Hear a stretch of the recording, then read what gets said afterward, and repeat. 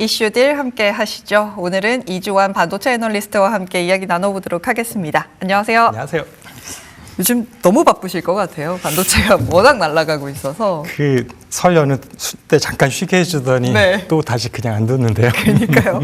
난리가 난 요즘입니다. 그래서 우리 투자자분들 정말 궁금하실 것 같습니다. 지금 반도체 업황이 진짜 어디에 와 있는지, 주가가 어디 와 있는지 함께 체크해 보도록 하겠습니다. 일단 코스피가 5천을 찍고 나서 거의 한 달 만에 지금 6천선까지 왔습니다. 6,300포인트까지 보게 되면서 와, 정말 계속 달리기만 하는구나 라는 마음이 들었고, 그 중심에는 결국에는 반도체가 있지 않겠습니까? 이 6천선까지 올 때 일단은 소감부터 좀 들어보고 싶어요. 아마도 증권사는 사실 저보다 훨씬 더 긍정적이잖아요. 네. 근데 그분들이 예상했던 것보다 더 빠르지 않나라는 생각을 하고 있고, 특히 1월 달에 그 상승세가 상당히 인상적일 정도로 아마 올해 현재까지 코스피 상승률이 전 세계에서 1위로 제가 알고 있고요. 오히려 나스닥은 부진한 모습 보이고 있어서 작년과 달리 동학개미와 서학개미 희비가 지금 갈리는 상황이 된 것 같습니다. 이렇게 되다 보니까 이제 기대치도 점점 높아지는 것 같고 7천도 가능하다라는 리포트가 많이 나오고 있고요. 특히 외국계 기관에서 최근에 아주 긍정적 리포트들이 나오고 있어서 사실 저도 이제 이미 어떻게 보면은 달리는 말이라고 해야 될까? 아직까지는 속도가 감속되지 않고 있으니까 어디까지 갈 수 있겠다라고 사실은 예측하기 좀 어려운 상황이 아닌가 이렇게 보고 있습니다. 그렇죠. 고점은 사실은 아무도 모르는 네. 거니까요. 근데 어쨌든 간 지금 코스피가 1월에만 23%, 2월에 오늘 마지막 거래일인데 지금 19%의 수익률을 보여주고 있습니다. 정말 모두의 예상보다 더 빠르게 가고 있고, 말씀드린 대로 그 안에서는 결국에 삼성전자와 SK하이닉스의 주가를 안 볼 수가 없습니다. 지금 삼성전자가 20만 원 선 넘을 수 있어 했는데 됐고, SK하이닉스도 100만 원 선 마디 가격을 시원하게 넘겨주는 모습들을 보여주고 있습니다. 근데 이전에 나오셔서 뭐라고 말씀을 해주셨냐면 더 갈 것 같기는 한데 약간 우리가 준비 태세는 돼 있어야 돼라고 말씀을 주셨어요. 근데 이 가는 속도가 너무 빠르거든요. 삼성전자, SK하이닉스 주가 어떻게 보고 계세요? 사실은 이게 어떻게 보면 1년 전만 하면 꿈의 숫자들이었어요. 그렇죠. 그래서 대부분이 뭐 기대는 하지만 가능하겠냐라는 반응이 대부분이었지만 달성하고 나니까 이제 기대치가 점점 높아지는 거긴 한데, 다시 이제 지금 말씀하셨던 걸 너무 제가 찬물 껴는 얘기를 할 수는 없을 것 같고, 다만 최근에 이제 코스피 6천을 보면서 이게 대부분의 기업들이 실적이 좋아지면서 탄탄하게 올라간 거라면 좀 더 체력이 좋지 않을까라고 생각이 되지만, 사실은 시가총액 비중이 높은 두 회사가 올해 실적이 굉장히 좋을 것 같고, 그로 인해서 주가가 급등했고요.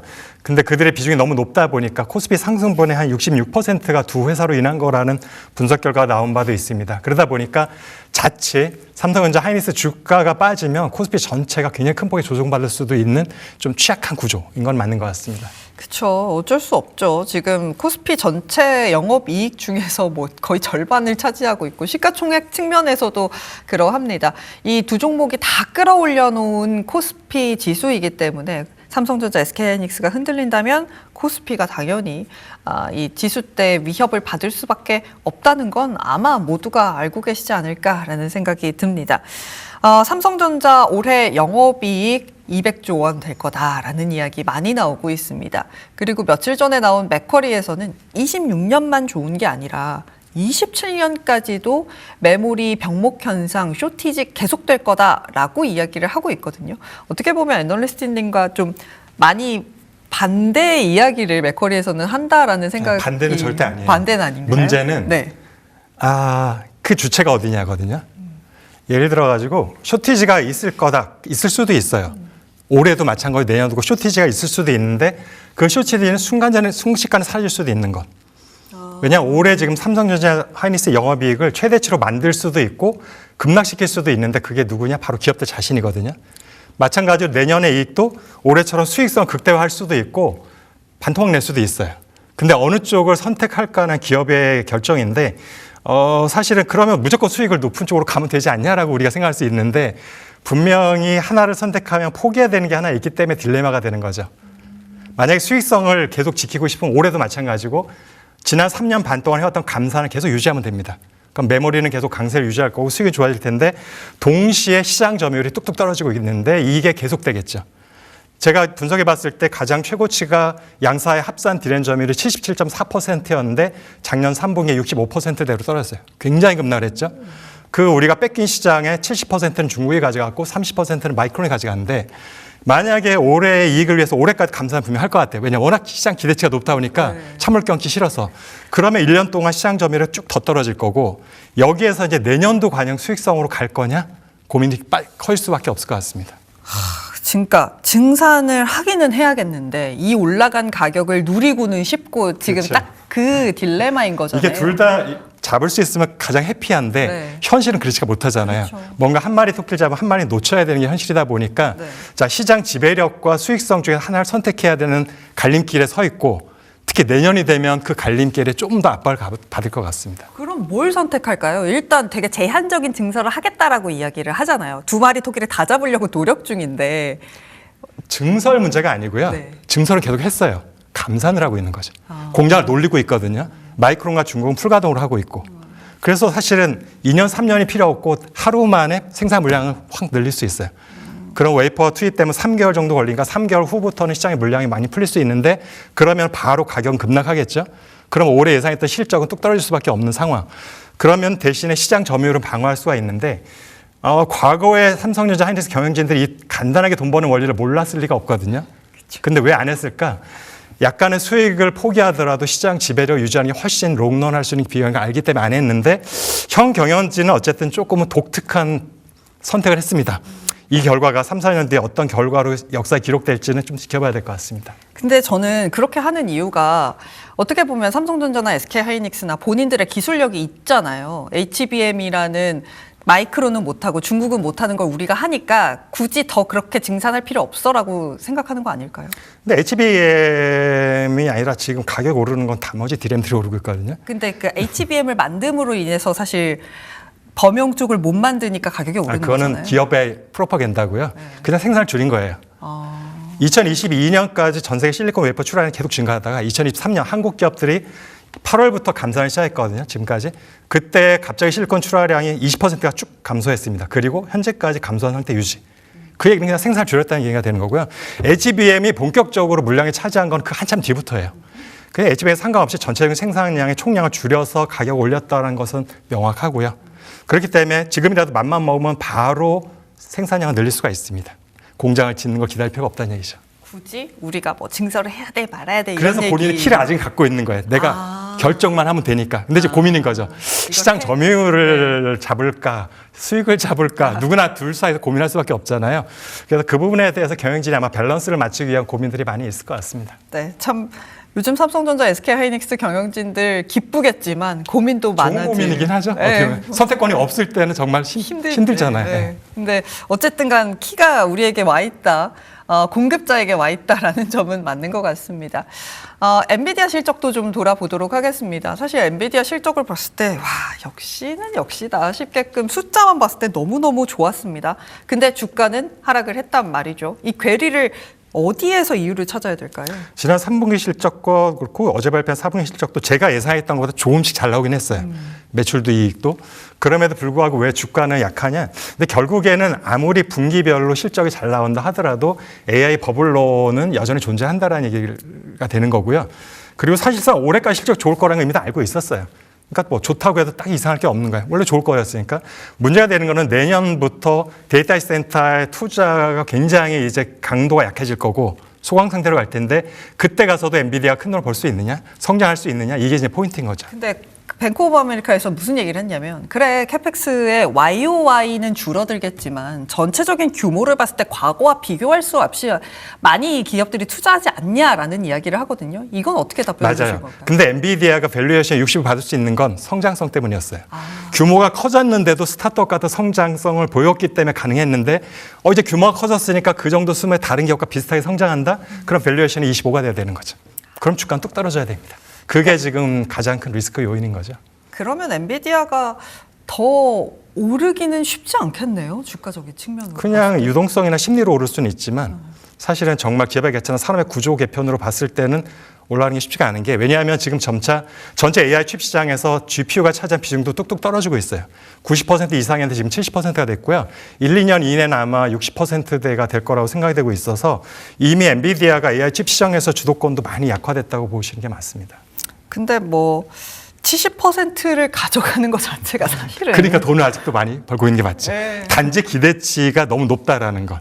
그게 주가에는 이미 선반영돼 있다라는 게 그게 하나의 발목을 잡는 것 같습니다. 주가 측면에서만 그렇다는 얘기죠. 그러니까 전 세계 1등인 시가총액 1등인 기업이 성장주로 평가를 받다가 이제는 성장을 어느 정도 했고 가치주로 돌아서는 그런 분위기라고 보시면 될 것 같습니다. 정확하게 표현해 주셨습니다. 네, 감사합니다. 그렇다면 이제 투자자들이 보고 있는 건 결국에는 3월에 GTC일 것 같습니다. 물론 이제 젠슨 황의 입김이 이전 같지는 않아졌잖아요. 듣는 분은 그냥 섭섭하시겠는데요. 예, 섭섭하시겠지만 예전에는 사실 한 2년 전만 해도 GTC에서 얘기만 하면 그 섹터가 다 가고 맞습니다. 엔비디아 주가 가고 이랬는데 올해 GTC도 그럴까요? 어떻게 보세요? 지금 올해 지금 무엇을 발표할지 뭐 루틴하게 예상되는 건 차세대 칩의 로드맵일 것 같고 지금 그 후에 뭔가를 준비하고 있다고 얘기를 하는데 만약에 그게 고성능 칩이라면 저는 딱히 시장에 반응이 없을 거라고 생각이 되고요. 왜요? 뭐 그거 당연한 얘기니까. 근데 만약에 이걸 준비가 됐는지 모르겠습니다. 지금 성능은 현재 블랙웰과 큰 차이가 없지만 전력 소모가 절반, 가격이 3분의 1인 칩이 나온다면 그거는 아마 한 단계 점프할 수 있는 계기가 될 수 있다고 보고 있습니다. 그러니까 오히려 파인만 같은 거 들고 나왔을 때 어떻게 될 거냐 이런 건데 오히려 가격이 떨어지고 그러니까 기능이 블랙웰만큼일지 아닐지는 모르겠으나 조금 떨어지더라도 그래도 기능이 어느 정도 나쁘지 않고 가격이 싸고 전력을 덜 먹는 칩을 엔비디아가 만들게 된다면 그때 바꿀 수 있을 것 같다라는 말씀을 주셨습니다. 그렇게 되면은 사실은 AI 시장이 한동안 본격적으로 상승할 수 있는 초입에 시작할 수 있게 되는 거고요. 지금은 반짝 초기인 거고, 그러니까 지금 예를 들어 전기차 시장 캐즘이 있었잖아요. 네. 이 캐즘을 극복할 만한 제품은 제가 볼 때는 싼 칩이에요. 지금 칩은 비싸기 때문에 초반에는 멋모르고 사지만 이 시장이 성장하기에는 굉장히 한계가 있는 칩이기 때문에 만약에 AI 시장이 본격적으로 성장하기 위해서는 분명히 굉장히 싼 칩이 나와야 되고 전력 소모 적은 칩이 나와야 되는데 지금 엔비디아가 준비가 됐을지 그 부분은 사실 아무도 모르는 거죠. 그래서 그 부분에 대해서 만약 나온다면 제가 볼 때 그거는 정말 주가에 크게 플러스를 작용할 것 같습니다. 그러니까 차세대 칩은 뭐 다 예상을 하는 거고 그 다음에 스텝으로 가기 위해서는 구글의 TPU가 공개되고 나서 오른 것을 보자면 정말 싼 칩으로 이 시장 판도를 바꿀 수 있는 것이 공개가 되어야만 한다라고 말씀을 주셨습니다. 한 가지 더 지금 한간에 조금씩 흘러나온 얘기가 얼마 전에 젠슨상이 얘기는 했어요. 뭐요? 우리가 지금 노트북용 칩을 직접 만들겠다. 네. 그래서 AI 기능을 가지었는데 내가 아예 프로세서와 그래픽 몽땅 한꺼번에 해서 원칙 만들겠다는데 그 칩에 대해서 뭔가 출시가 됐다고 하면 뭔가 새로운 비즈니스 모델이 되는 거기 때문에 이제 그런 부분은 조금 또 플러스 요인이 될 수도 있습니다. 과연 뭘 들고 나올지 좀 궁금합니다. 블랙웰 처음 공개할 때만 이만한 칩 들고 나와서 돌아다니면서 굉장히 주가를 부양했던 기억이 있는데 그렇다면 말씀해 주신 그런 부분들이 아마 없다면 GTC 끝나고 오히려 엔비디아 주가는 실망할 수도 있을 것 같거든요. 그럴 수도 있죠. 지금 기대치는 뭔가 우리가 예상하지 못한 걸 들고 나왔을 때 항상 생기는 건데 그냥 그 다음 세대 칩이 언제쯤 나온다라는 얘기는 특별한 이슈가 되지 못하는 것 같습니다. 그래서 오히려 싼 칩을 개발했다. 라는 것이 오히려 큰 이슈가 되지 않을까로 저는 생각하고 있습니다. 네, 이번 GTC 얼마 남지 않았습니다. 어떤 이야기 나올지 함께 체크해 보도록 하겠습니다. 엔비디아 살펴봤으니까 그 다음은 이제 좀 파운드리 쪽으로 가보도록 하겠습니다. 지금 이 AI의 병목 현상은 TSMC가 모든 아이들의 칩을 다 만들어주면 해결된다라는 이야기가 있을 정도로 TSMC의 지위가 대단한 상황입니다. 근데 TSMC에 지금 손을 벌리고 기다려도 못 받는 친구들이 굉장히 많아서 인텔이랑 삼성전자가 수혜를 받을 수 있다라는 이야기들 전해지고 있거든요. 맞는 얘기라고 보세요? 제가 1년 전에 책을 썼을 때 거기 분명히 이렇게 얘기했어요. 삼성전자, 인텔이 물량을 받을 수 있는 유일한 방법은 TSMC가 다 소화하지 못하는 물량 부분밖에 없을 것이다. 여전히 유효한 거고요. TSMC는 사실은 증설을 굉장히 공격적으로 하지 않는 기업입니다. 그래서 본인이 수주한 물량을 절대 오버하지 않아서 증설을 하기 때문에 항상 높은 영업이익률을 낼 수 있는 거고요. 이제 실적에 뭔가 그러니까 업다운이 거의 없는 회사가 TSMC인데 그래서 그런 전략이 맞는 것 같은데 인텔, 삼성전자는 먼저 공장을 지어놓고 고객들을 수주를 하겠다는 입장이다 보니까 굉장히 실적 편차가 왔다 갔다 하는데 최근에는 예상했던 대로 삼성전자보다 인텔 쪽에 힘을 좀 더 들어주는 모습이 보여지고 있고요. 아무래도 미국 정부의 강력한 입장도 있고 같은 미국 기업으로서의 어떤 장점들도 존재하는 것 같아서 사실은 뭐 그렇다고 해서 TSMC의 물량을 삼성전자 못 가져오는 건 아니지만 조금 더 유리한 고지는 제가 볼 때 인텔 쪽이 아닌가라고 생각은 하고 있었습니다. 인텔이 근데 기술력이 되나요? 엔비디아에서도 이번에 테스트해보고 심지어 지금 인텔에다 투자를 한 엔비디아임에도 불구하고 못하겠다라고 손을 들었잖아요. 근데 지금 뭐 엔비디아가 투자한 거는 파운더 쪽에 투자한 게 아니고 CPU 쪽에 투자를 한 거라서 전혀 다른 얘기긴 하고요. 본인의 칩셋에 반드시 인텔 CPU가 필요하기 때문에 한 것이고 지금 파운더리 입장에서 보면 사실은 아직까지는 삼성전자도 정확한 확실한 신뢰를 얻고 있지 못하고 있어서 어느 쪽의 기술력이 정말 예를 들어서 특히 2나노, 서브 2나노가 누가 완성을 했느냐는 아무도 지금 뚜껑을 열어보지 않았습니다. 왜냐하면 그 기술을 적용했던 본격적인 제품이 출하된 게 아직 없거든요. 내년 이후에 대부분 양산 계획을 갖고 있어서 아직까지는 기술력에 대해서는 다 베일에 가려 있다고 보고 있고요. 단지 현재 수주를 하는 거는 TSMC가 못하는 부분만큼만 가져가고 있는 건데 그 부분에 있어서 사실은 뭐 조금씩 왔다 갔다 할 것 같아요. 삼성전자가 기회는 있는 거고 인텔도 있지만 만약에 미국의 정부나 방산이나 안보와 관련된 건 무조건 인텔이 가져갈 겁니다. 그렇죠. 네, 미국에서는 사실 해외 기업에게 지금 TSMC한테도 최첨단 패키징 미국에서 해라라고 이야기할 정도로 강하게 이야기를 하고 있기 때문에 삼성전자가 보안이라든지 정말 미국 기업의 파운드리 수주 물량을 받기는 어렵겠습니다만 그래도 가능성에 대해서는 함께 좀 체크를 해봐야 될 것 같습니다. 그래서 어떻게 보면 테슬라와 애플의 물량 받은 게 굉장히 중요하다고 생각해요. 미국에서 수주를 해서 미국 기업들의 것을 미국에서 만들잖아요. 그렇죠. 첫 번째 제품인데 물론 시간이 좀 지나야 양산품이 나오겠지만 만약에 그 두 회사의 물량들을 성공적으로 소화하고 수율도 낮춰갖고 고객의 만족도가 높아지면 분명히 다른 큰 손들도 삼성전자에게 콜을 보낼 가능성이 높습니다. 그래서 이번에 S26에 엑시노스 들어가는 거 진짜 중요하다라는 이야기들도 많이 하시더라고요. 맞는 얘기라고 보세요? 맞습니다. 일단은 뭐 자기 회사의 파트너조차도 네. 만족시키지 못하면 다른 회사를 만족시키는 건 그냥 어렵겠죠. 그래서 사실은 어떻게 보면 아직은 울며 겨자 먹기로 MX 부분에서는 퀄컴 칩을 쓰고 싶은데 회사 분위기 때문에 엑시노스를 쓰는 경향이 있기 때문에 그런 써보니까 실제로 옛날보다 확연히 달라졌다라는 것이 필요를 하면은 그럼 점차 퀄컴 칩 대신에 엑시노스 비중을 높일 거고요. 그렇게 되면 애플도 한번 좀 생각해 볼 수 있는 거잖아요. 그렇죠. 중국 업체들도. 그렇죠. 지금 삼성전자는 파운드리가 굉장히 심사대에 놓여 있습니다. 며칠 전에 공개한 S26에 본인들이 만든 엑시노스를 탑재했는데 이전처럼 뭐 발열 이슈가 있다던가 문제가 있으면 안 되는 상황이고 그걸 알기 때문에 오히려 더 잘했을 것 같다는 생각도 사실은 들거든요. 삼성전자의 파운드리 아픈 손가락이었지만 이제는 진짜로 달라졌다라고 보시는지 그리고 그로 인해서 실적적인 측면에서 파운드리가 뭔가 도움을 또 줄 수 있을지도 궁금해지네요. 이 부분은 참 사실은 말하기도 어렵고 듣는 분의 입장에 편치는 않을 것 그렇죠. 같은데 네. 흑자 전환은 언제 할 거냐 뭐 1, 2년 안에 할 수도 있다 치더라도 과연 그게 의미가 있는가? 왜요? 그동안에 파운드리에 100조 원이 넘게 투입한 돈을 언제 회수할 수 있을 거냐? 흑자 전환 겨우 한 수준 가지고 저는 그래서 이미 옛날부터 파운드리 접는 게 차라리 낫다. 기회비용을 생각하면 이 얘기를 계속 했던 거고요. 그래서 겨우 흑자 전환했다고 해서 그게 박수 칠 일은 아닌 것 같습니다. 겨우 흑자 전환했다고 투자 비용을 뽑지 못하면 그건 헛돈 쓴 거예요. 결국에는. 그래도 그걸 기반으로 우리가 나아질 거야라고 이야기하면 50년 뒤에요?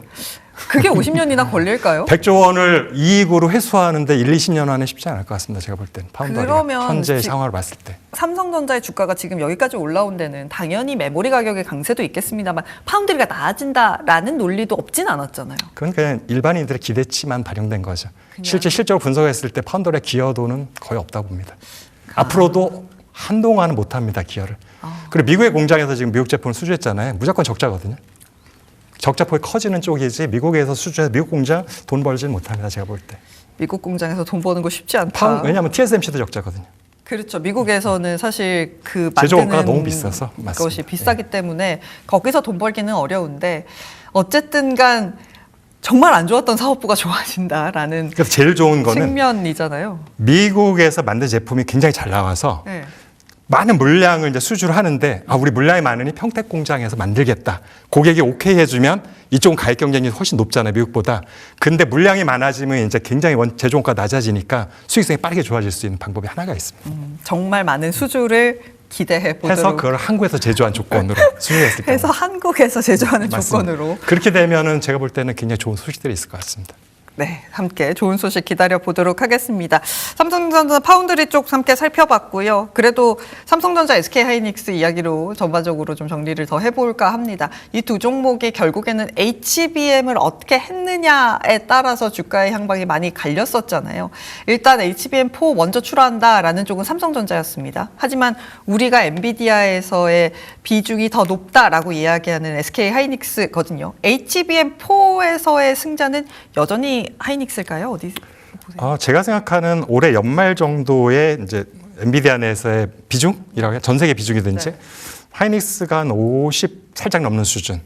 삼성전자가 27, 28, 나머지가 마이크론 정도가 될 거라 생각이 되고 있고요. 그런데 중요한 거는 올해 판매되는 HBM 전체 중에 HBM4가 차지한 비중은 1, 20%밖에 안 될 거다. 그래서 내년부터가 진검승부이지 올해까지는 결국은 HBM3, 2로 돈을 번다.